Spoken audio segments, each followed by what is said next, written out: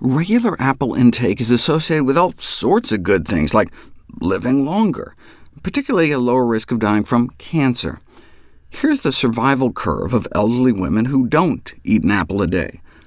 10 years out, nearly a quarter died, and 15 years out, nearly half were gone. But those who averaged like a half an apple a day didn't drop off as fast, and those eating an apple a day, more than 3.5 ounces, like a cup of apple slices, stayed around even longer.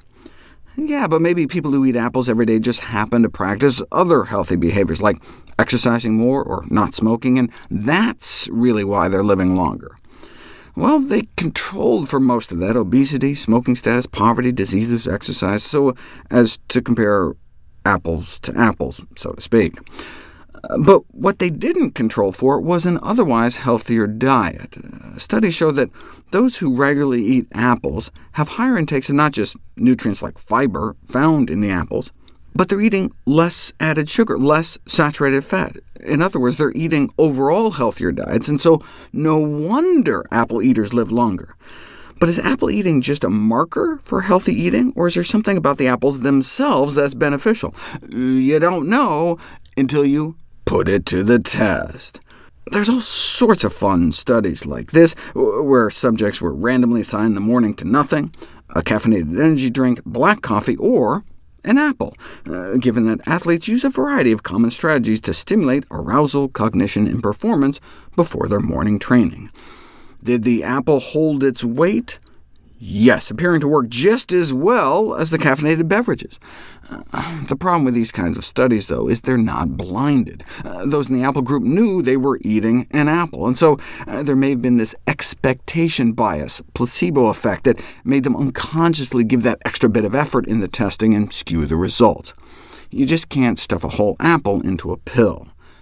That's why researchers instead test specific extracted apple components, so they can perform a double-blind, placebo-controlled study where half get the fruit elements, half get the sugar pill, and you don't know until the end who got which.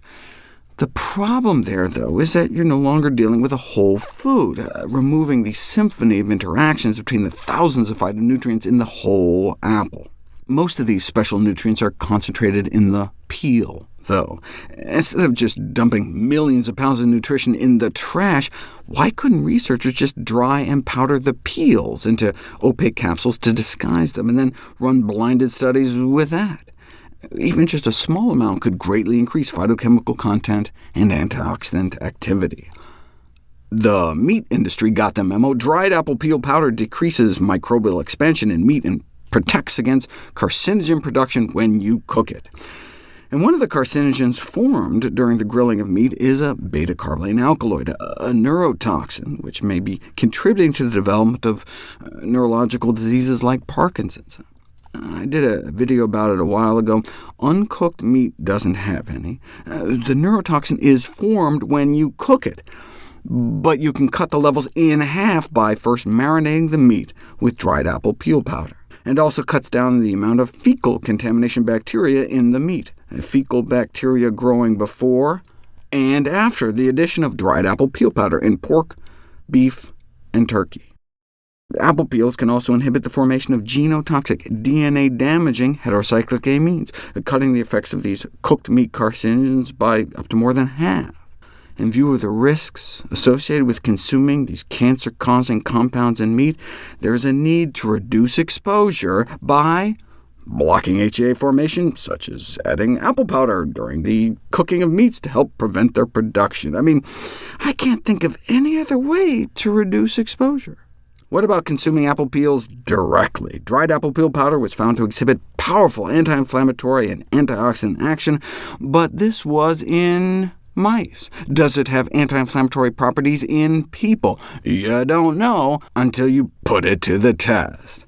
A dozen folks with moderate loss of joint range of motion and associated chronic pain were given a spoonful of dried apple peels a day for 12 weeks. And pain scores dropped month after month, and the range of motion improved in their neck, shoulders, back, and hips. Conclusion: consumption of dried apple peel powder was associated with improved joint function and pain reduction. Why just associated?